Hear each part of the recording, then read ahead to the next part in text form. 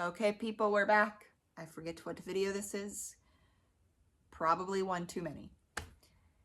This is my favorite video so far because it's letting the fuck go. So when you start to create those intentions and setting them out there, and this is another huge piece of non-attachment, it's letting it go. And oh my God, Taylor, you just made such a big deal about always keeping these visions on your mind and keeping them in your subconscious, and now you're telling me to let it go? Yes. And it's a lot easier said than done, but what I mean by letting go is loosening the grip. Because if you've ever seen that saying where it's like, you can't suffocate a flower and expect it to grow, you're doing this with your vision. Where do you think it's gonna go? It's gonna go nowhere. You have to let it go. So when you create those delicious, dreamy, visionary, manifesting vision boards of the shit you want, you have to then let it go and say, this or something better is gonna come my way. And how do we do that? And why do we do that? Because when we create such a grasp and a grip of what we think we need or want really, really, really bad, it puts us in a scarcity vibration. And oh my God, what is that? You're talking vibrations. What? Ooh, witchcraft. Yes, people, that's what it is. When you're in a scarcity of, I need that. I'm not gonna have a dream life without that. I need that to be able to live my best self.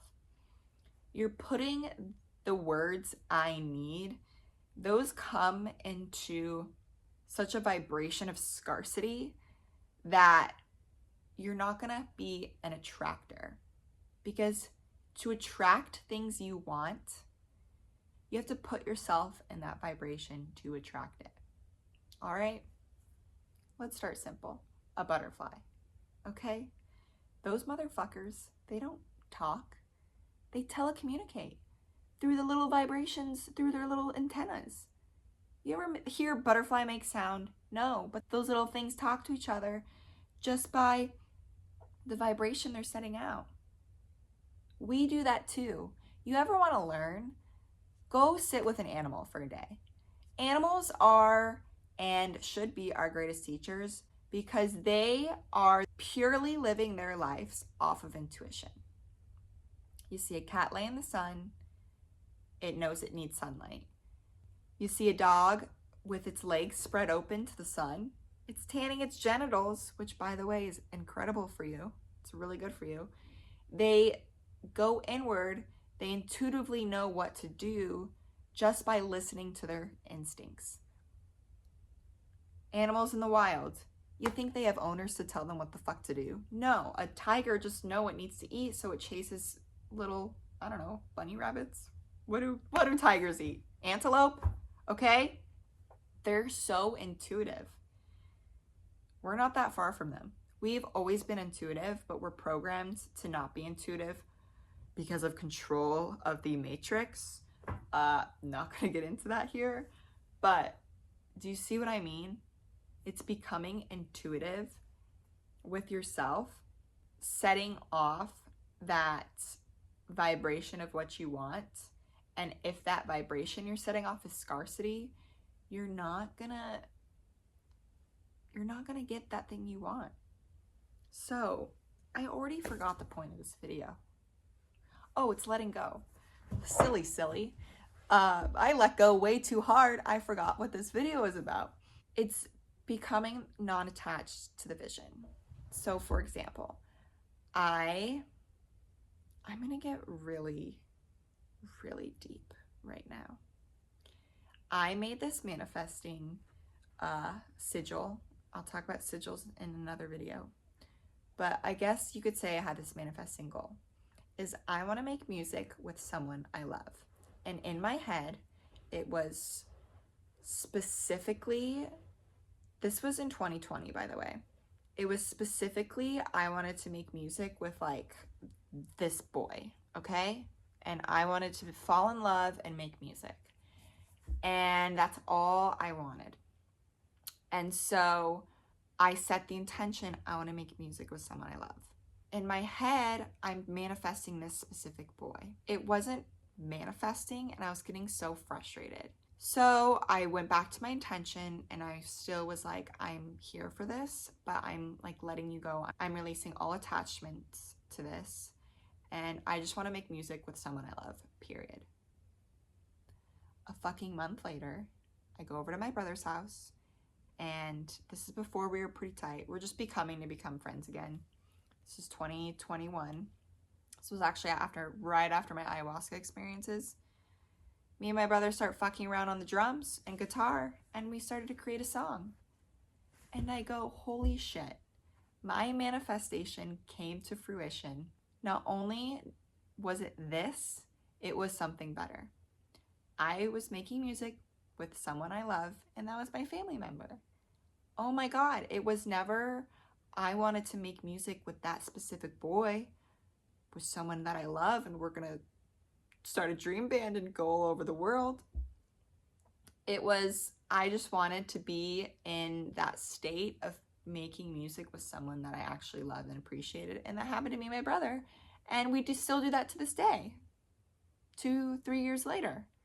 And that just shows you that, you know, you can have this vision of what you want, and you can be so specific in the details, but when it involves another person who has free will, it usually doesn't go very well, because you're setting unrealistic expectations for their karma and their life and their free will, and B, you're putting a lot of pressure on them to live up to that manifestation of what you want.